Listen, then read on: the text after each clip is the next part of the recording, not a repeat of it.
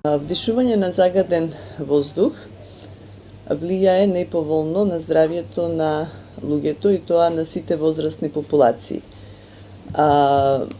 Најмногу штетни последици можеме да очекуваме на младите возраст, значи на децата и на постарата популација која што има коморбидитети со различни хронични заболувања. Несаканото дејство на загадениот воздух може да даде два вида на пореметување на здравјето: акутни, кои што ги чувствуваме веднаш, и хронични, кои што се манифестираат после одреден временски период.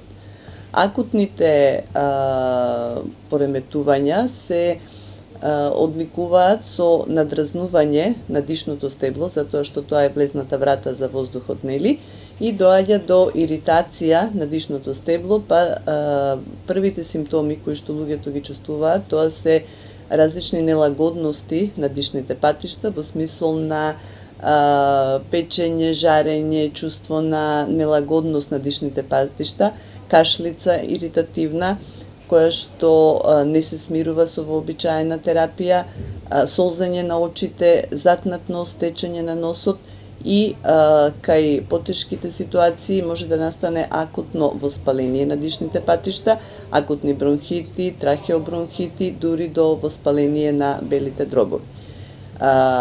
Овие работи настануваат како резултат на хемиска иритација на партикулите кои што се наоѓаат во воздухот. Меѓутоа, многу по-загрижувачки се хроничните пореметувања кои што настануваат со вдишување на загадениот воздух.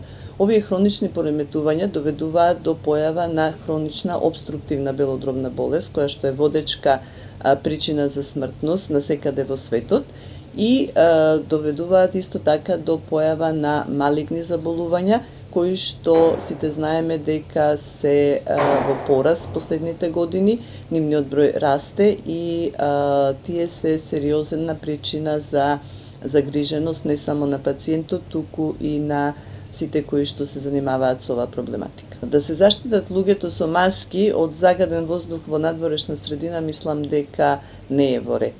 Механизми за заштита е да се најдат предизвикувачите на загадувањето, да се влијае на нив и да се намали аерозагадувањето.